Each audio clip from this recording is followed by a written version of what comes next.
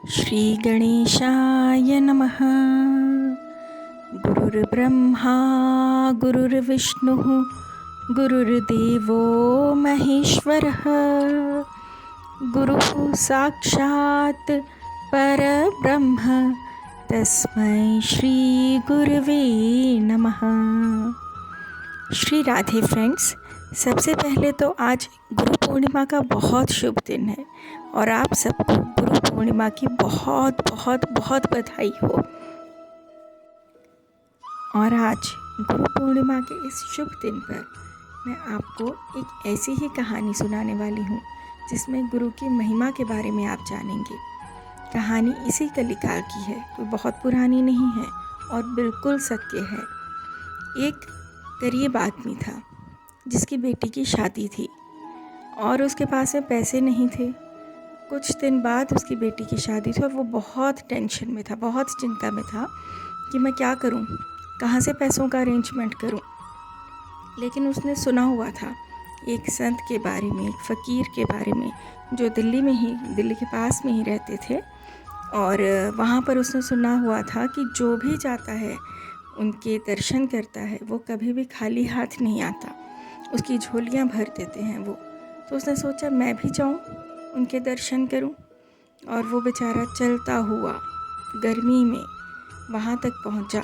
उसे मालूम भी नहीं था कहाँ है, पूछ पूछ के लोगों से उन संत तक जब वो पहुँचा, उनके दर्शन किए उसने और खूब रोया उनके चरणों में बैठ के कि मेरी बेटी की शादी है और मेरे पास पैसे नहीं हैं, मैं क्या करूं। वो संत, वो फ़कीर, उन्होंने उसकी बात सुनी, उसके सिर पे हाथ रखा और उससे कहा कि बेटा तुझे देने के लिए मेरे पास सिवाय इन जूती के और कुछ नहीं है। जो उन्होंने पैरों में जूते पहने थे वो भी फटे हुए थे, क्योंकि संत जो होते हैं वो अपने लिए कभी भी ज़्यादा सुविधाएं नहीं इकट्ठी करते हैं लेकिन दूसरों को सब कुछ दे देते हैं। तो उन्होंने उस गरीब आदमी से यही कहा कि इस समय मेरे पास तुझे देने के लिए ये जूते हैं, अगर ये तेरे किसी काम आते हों तो तू ले जा। अब उस गरीब आदमी ने सोचा कि इन फटे हुए जूतों से मैं अपनी बेटी की शादी कैसे करूँगा, लेकिन संत के सामने कुछ बोल नहीं पा रहा था। उनको उठाया और आंखों में आंसू लेके अपने घर की तरफ चल पड़ा और मन में यही सोचता जा रहा था कि अब मैं क्या करूँगा, मेरी तो आखिरी उम्मीद ही ये थे और यहाँ पे भी मुझे कुछ नहीं मिला। बहुत परेशान, बहुत चिंता में अपने घर चलता तो जा रहा था, लेकिन माइंड में उसके बहुत टेंशन भरी हुई थी। अब एक अमीर आदमी जो उन्हीं संत का भक्त था, वो उसके गुरु थे, वो उनके दर्शनों के लिए आ रहा था। जब वो चलता हुआ जा रहा था तो उसको अपने गुरु की खुशबू आई कि जो उसके गुरु जी से खुशबू आती है वो उसको आने लगी। वो उस खुशबू की डायरेक्शन में गया कि मेरे गुरु जी यहीं कहीं आसपास हैं।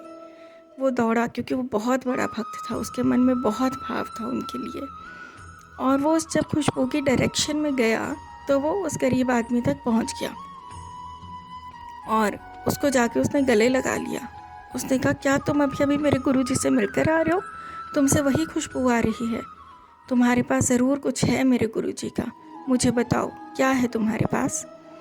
उस गरीब आदमी ने उसको सारी बात बताई कि मैं ऐसे ऐसे गया था संत के पास में, मेरी बेटी की शादी है, उन्होंने मुझे ये अपने जूते दिए हैं।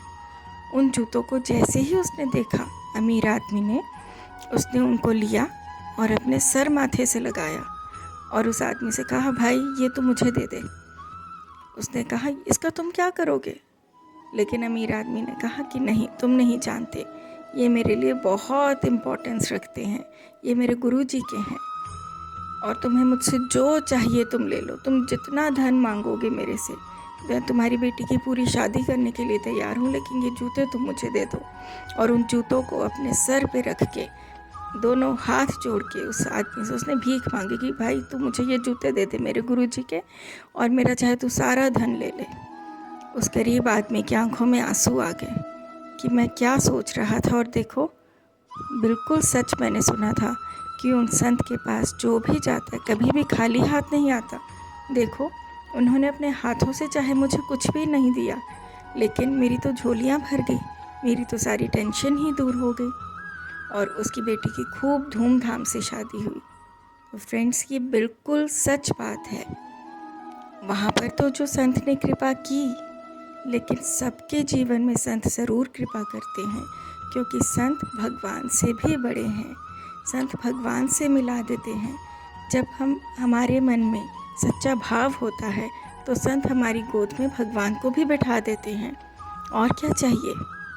बाकी तो जो हमें चाहिए वो सब तो मिलता ही है और मिलेगा ही, लेकिन भगवान से ऊपर तो कुछ भी नहीं है। दशरथ जी भी अपने गुरु जी के पास ही गए थे जब उन्हें इच्छा हुई थी कि उनके यहाँ संतान हो। तो देखो, उनकी गोद में रामलला खेले। तो गुरुओं की कृपा का तो मैं क्या कहूँ, वो तो सागर की तरह है। बस अपने गुरु के चरणों में सच्ची श्रद्धा रखना, देखना कितना चमत्कार होगा।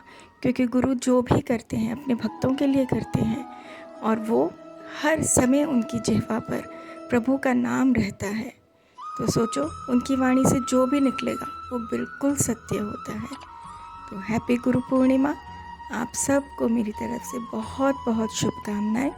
हम सब अपने गुरु जी के चरणों में कोटि कोटि नमन करते हैं और यही मांगते हैं कि गुरु जी का प्यार, गुरु जी का साथ, गुरु जी का आशीर्वाद हमें हमेशा मिलता रहे, हर क्षण मिलता रहे।